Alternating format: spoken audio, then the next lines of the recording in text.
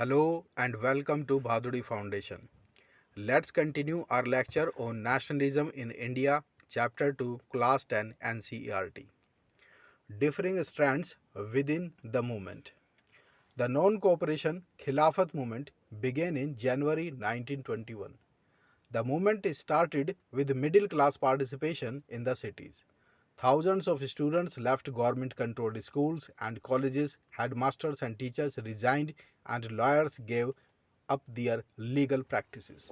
Non cooperation movement के तहत सभी लोगों ने अपने टाइटल्स फोरगो कर दिए, स्टूडेंट्स ने गवर्नमेंट स्कूल छोड़ दिए, लायर्स ने अपनी प्रैक्टिस छोड़ दी. The council elections were boycotted, foreign goods were boycotted, liquor shops picketed, and foreign cloth burnt in huge bonfires. Foreign clothes को आग लगा दी गई और जो लीकर शॉप्स थी, गवर्नमेंट शॉप्स, उनको लूट लिया गया. In many places merchants and traders refuse to trade in foreign goods. व्यापारियों ने विदेशी वस्तुओं का व्यापार करने से मना कर दिया और finance foreign trade. As the boycott movement spread and people began discarding imported clothes and wearing only Indian ones, production of Indian textile mills and handloom went up. India की टेक्सटाइल मिल्स के products जो थे और handloom products थे, उनकी demand बढ़ गई because of boycott of foreign goods. But this movement in the cities gradually slowed down by A variety of reasons. लेकिन यह मूवमेंट धीरे धीरे कम होता चला गया, जिसके कई कारण थे. Khadi cloth was often more expensive then mass produced mill cloth. Khadi product जो कि मशीन में नहीं बनते थे, हाथ से बनते थे, वो ज़्यादा कॉस्टली पड़ते थे than mill cloth, and poor people could not afford to buy it. और गरीब लोग, इंडिया की जो गरीब पॉपुलेशन थी, उसको अफोर्ड नहीं कर सकती थी. For the movement to be successful, alternative Indian institutions had to be setup.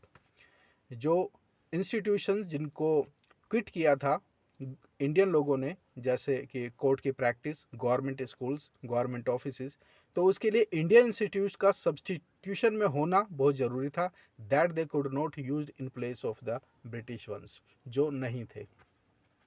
These were slow to come up, so the students and teachers began trickling back to government schools and lawyers join back work in government courts. इसलिए मजबूरन students को government school में वापस जाना पड़ा और lawyers को भी गवर्नमेंट के कोर्ट्स में ज्वाइन बैक करना पड़ा. Peasants had to do begar and work at landlords' farms without any payment. किसान बेगार करते थे बिना किसी पेमेंट के. The peasant movement demanded reduction of revenue. किसान चाहता था कि टैक्स को कम किया जाए, एबोलिशन ऑफ बेगार का एबोलिशन हो, and social boycott of oppressive landlords. और जो लैंडलॉर्ड्स रिप्रेसिव थे, जिनकी पॉलिसी रिप्रेसिव या ऑपरेसिव थी, उनका बायकॉट किया जाए. In 1928, वल्लभ भाई Patel led the peasant movement in Bardoli. Vallabh भाई पटेल ने 1928 में बारदोली में पीजेंट मूवमेंट को स्टार्ट किया in taluka in Gujarat against enhancement of land revenue. भूमि कर बढ़ाने के विरोध में, नोन एज बारदोली सत्याग्रह, जिसको हम बारदोली सत्याग्रह बोलते हैं. This movement was a success under the able leadership of Vallabh भाई पटेल की लीडरशिप में. बहुत ही सक्सेसफुल मूवमेंट रहा Bardoli Satyagraha. In the Gudum hills of Andhra, as in other forest regions, the colonial government had closed large forest areas, preventing people from entering the forest to graze their cattle or to collect fuel wood and fruits. This enraged the hill people. इससे जब उनकी entry को ban कर दिया गया, जो local लोग थे गोदाम हिल्स के, not only were their livelihood affected, न केवल उनका जीवन जो लाइवलीहुड था वो इफेक्ट हुआ, but they felt that there traditional rights were being denied. उनको ये भी महसूस हुआ कि उनके ट्रेडिशनल राइट्स की वॉलेशन हो रहा है, उनको डिप्राइव किया जा रहा है उनके ट्रेडिशनल राइट्स से. The person who came to lead them was an interesting figure.